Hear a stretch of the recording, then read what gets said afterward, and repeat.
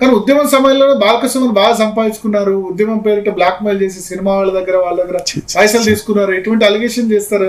చేసినప్పుడు విన్నప్పుడు ఏమనిపిస్తుంది? బాధ అనిపిస్తుంది. ఎవడో చిల్లరగాడు థర్డ్ క్లాస్ ఏదో మాట్లాడుకుంటుండు, ఇటువంటి థర్డ్ క్లాస్ గాళ్ళు కూడా ఇంకా ఉన్నారా అని అనిపిస్తుంది, బాధ అనిపిస్తుంది. ఎందుకంటే చాలా కమిట్మెంట్తో చేసినాం, చాలా సిన్సియర్గా చేసినాం, చాలా పద్ధతిగా చేసినాం, చాలా ఎమోషనల్గా చేసినాం. ఒక్కొక్క సందర్భంలో మీకు తెలిసి ఉండాలి, నా మీద కేసులు అయితే నన్ను అరెస్ట్ చేస్తారనేటటువంటి సందర్భాల్లో నేను ఒక సంవత్సరంన్నర మా ఊరు కూడా పెళ్ళికి ఇక్కడనే ఉంటుండే, యూనివర్సిటీ తెలంగాణ భవన్ కేసీఆర్ ఇల్లు ఇట్లా ఉంటుంటే చాలా కష్టం. బయట పోతే అరెస్ట్ చేస్తారని, జైల్లో పెడతారని చెప్పి పోకుండా ఇక్కడనే ఉండి క్యాంపస్లో అయితే కొంత కష్టం అని చెప్పి అట్లా ఆ రకంగా అంత సిన్సియర్గా మనం పనిచేసి ఎన్నోసార్లు నేను దెబ్బలు తిన్నాను కదా, మీరే సాక్ష్యం కదా. 3-4 సార్లు నన్ను పోలీసులు కొట్టిర్రు, 3-4 సార్లు దెబ్బలు తిన్న, 200 పై కేసులు అయినాయి. సుమారు 6 నెలలు 2009 నుంచి 2014 వరకు 45 రోజులు 40-30 రోజులు చెంచులు కూడా చెర్లపల్లి జైళ్ళలో నిర్బంధాన్ని అనుభవించినాం. అంత నిష్ఠతోని ప్రేమ కొద్దీ మనం ఉద్యమం చేస్తే మనలాంటి వాళ్ళ మీద గటువంటి ఆరోపణలు చేస్తే వాళ్ళని ఏమనుకోవాలి. సో నేనేమంటున్నా, అప్పుడు ఉద్యమంలో కానీ ఇప్పుడు మేము అధికారంలోకి వచ్చిన తర్వాత కానీ ఒక సెక్షన్ ఉంటుంది, అది ఎప్పుడు ఇక దాన్ని ఏమంటారు, పనులనిచ్చే చెట్లకి రాళ్ళ దెబ్బలు అన్నట్టుగా పనిచేస్తున్న మీదనే రాళ్ళేసేటోళ్ళు కొంతమంది ఉంటారు, అది సహజం. సుమన్ మీద ఇంకొక ఆరోపణ ఏంటంటే చాలా అగ్రెసివ్గా ఉంటారు, అగ్రెసివ్గా మీడియాలో అయితే చాలా అగ్రెసివ్గా ఆవేశంగా పునకాలు వచ్చినట్టు మాట్లాడతారు. అదేవిధంగా కామన్ పబ్లిక్తో కూడా మాట్లాడతారా? చిచ్చి, అసలు ఎవరు గట్లుంటుందా? అట్లుంటే 2 సార్లు గెలిచేటోన్నా. ఇంటర్వ్యూలో అయితే సౌమ్యంగా మాట్లాడుతున్నారు, మరి కంప్లైంట్ మేజర్. లేదు, ఇది కూడా గిట్టని వాళ్ళ దుష్ప్రచారం. నేను 2014లో మీరు గమనిస్తే 2,97,000 ఓట్ల మేరతో గెలిచిన వివేక్ గారి మీద, right. 2 lakh, almost 3 lakhs majority.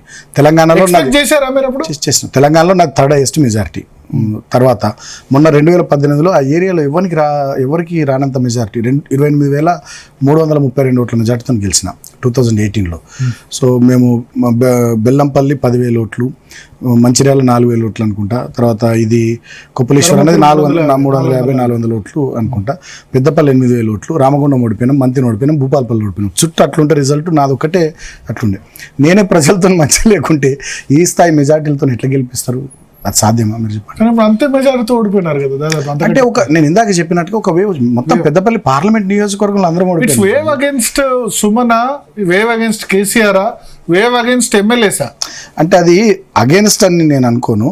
అది కొంత ఆశపడ్డారు ప్రజలు, వాళ్ళు ఇచ్చినటువంటి హామీలు, మాటలు. రేవంత్ రెడ్డి గారు ఏం చెప్పారు, December 9 నేను వస్తున్నా, ఇమ్మీడియట్గా 2 లక్షల రుణం మాఫీ చేస్తున్నాడు. ఇంట్లో అత్తా కూడా ఇద్దరు ఉంటే ఇద్దరికి 2,500 ప్రతి నెల ఇస్తామన్నారు. కళ్యాణ్ లక్ష చెక్ మీద తులం బంగారం ఇస్తా అన్నాడు. రైతు భరోసా కింద 15,000 పోయినాయి 10 ఏళ్ళు. అసలు 6 గ్యారెంటీల కంటే ఎక్కువ టీఆర్ఎస్ మీద వ్యతిరేకతను ఓడగొట్టారంటారు. అట్లేం లేదు. 6 గ్యారెంటీలు ఎవరు తెలియదు, అసలు కామన్ పబ్లిక్ లో పోలేదు. మీరు సోషల్ మీడియాలో వస్తున్నటువంటి బయటలు చూస్తలేరా? మీరు సోషల్ మీడియా చూస్తలేరు అంటే ఆఫ్టర్ ఎలక్షన్ గెలిచిన తర్వాత గెలిచిన తర్వాత ఒక్కొక్కరు పెట్టిన తర్వాత ఇవన్నీ లేదు ఇది ఇస్తా అంటే మేము ఓటేసినాం, అది ఇస్తా అంటే ఓటేసినాం, కానీ ఏది ఇస్తలేరు అని చెప్పి వాళ్ళ అట్లా ఎగ్జాంపుల్ అంటే చాలా ఉన్నాయి, చాలా చోట్ల ఉన్నాయి. మీరు చూస్తారు కదా పార్లమెంట్ ఎన్నికల్లో రిజల్ట్. 6 గ్యారెంటీలకు సంబంధించి ఇంపాక్ట్ చూపించడం మీకు ఏమైనా తెలిసిన సంఘటన ఉందా? డెఫినెట్ మా సర్వేలో కానీ దాంట్లో కానీ దీంట్లో కానీ కనబడుతూనే ఉండే. మీ దగ్గర మీరు ప్రచారంకి వెళ్ళినప్పుడు చెప్పారా ఇట్లా ప్రచారంకి వెళ్ళినప్పుడు కానీ పోలింగ్ సందర్భంగా కానీ 6 గ్యారెంటీల వల్ల మేము ఇట్లా? అంటే మీకు ఒక ఉదాహరణ చెప్పాలి. ఇక్కడ మా సర్పంచ్ భీమారం మండలం పోలంపల్లి గ్రామంలో దర్శన రమేష్ అని ఉంటుండే. ఆ పోలంపల్లి గ్రామ పంచాయతీ పరిధిలో వీళ్ళ తాళ్ళగూడెం, నా పామాయిల్ తోట 12 ఎకరాలు అక్కడనే ఉంటుండే. సో వాళ్ళు పోలింగ్కి వెళ్ళాలంటే పోలంపల్లికి పోవాలి.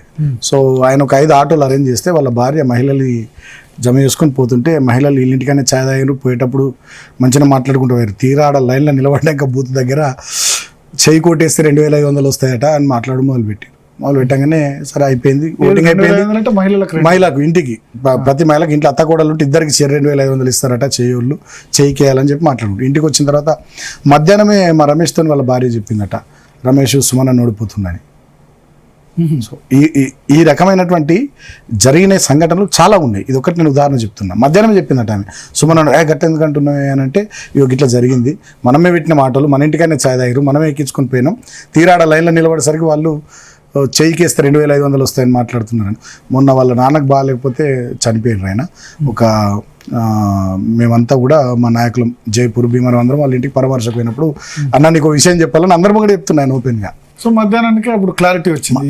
అంటే ఇటువంటి సంఘటనలు చాలా తెలుస్తున్నాయి ఇప్పుడు మేము తిరుగుతున్న కొద్దీ, కలుస్తున్న కొద్దీ, జనాల దగ్గరికి పోతున్న కొద్దీ. మరి మీరు కూడా అంతకంటే ఎక్కువ చెప్పారు కదా, 4,000 పెన్షన్ అంటే మీరు 5,000 ఇస్తామన్నారు, 500 గ్యాస్ సిలిండర్ కాంగ్రెస్ ఇస్తా అంటే మీరు 400 ఇస్తా అన్నారు, రైతు బంధు వాళ్ళు 15,000 అంటే మీరు 16,000 ఇస్తా అన్నారు, మీరేం తక్కువ చెప్పలేదు. అంటే మేము పెన్షన్ గ్రాడ్యువల్గా పెంచుకుంటూ పోతామని చెప్పినాం ఒకటి. రెండవది అన్నిటికన్నా ముఖ్యంగా మీరు గమనించాల్సింది ఏంటంటే 10 సంవత్సరాలు మేము చేసినాం, మేము మమ్మల్ని చూసిరు వాళ్ళు. ఈసారి వాళ్ళ విషయంలో కొంత ఆశపడ్డారు, కొంత మార్పు అదో ఇదో అని వాళ్ళు చెప్పినటువంటి కానీ మీరు అన్నట్టుగా నా దగ్గరనే 100 కోట్లు ఉన్నాయని, కేసీఆర్ గారి దగ్గర 1,000 కోట్లు ఉన్నాయని, ఈ రకరకాల దుష్ప్రచారాలు అవి ఇవి అన్నీ కూడా కొంత ప్రభావం చూపెట్టినాయి. ఆనాడు మా మీద యూట్యూబ్ ఛానల్లో మాట్లాడిన మాటలు, మేధావుల రూపంలో మాట్లాడినటువంటి వాళ్ళు ఇవాళ ఎవరు కనబడతలేరు. ఆనాడు అందరు విషయాన్ని నింపి నింపి నింపి నింపి మెయిన్గా నాకు కనబడ్డది, నాకు అనిపించింది ఏంటంటే పెద్ద డెవలప్మెంట్ వెల్ఫేర్ విషయంలో ఏం కంప్లైంట్స్ లేవు, కానీ యాక్సెస్ లేకపోవడం. ఎస్పెషల్లీ ప్రగతి భవన్ గడి కట్టుకున్నారు, సెక్రటేరియట్ లోపలికి ఎవరు రానివ్వలేదు, ఇటువంటి ఆరోపణలు టీఆర్ఎస్ కుంపముంచి అంటే నేను ఏమంటున్నా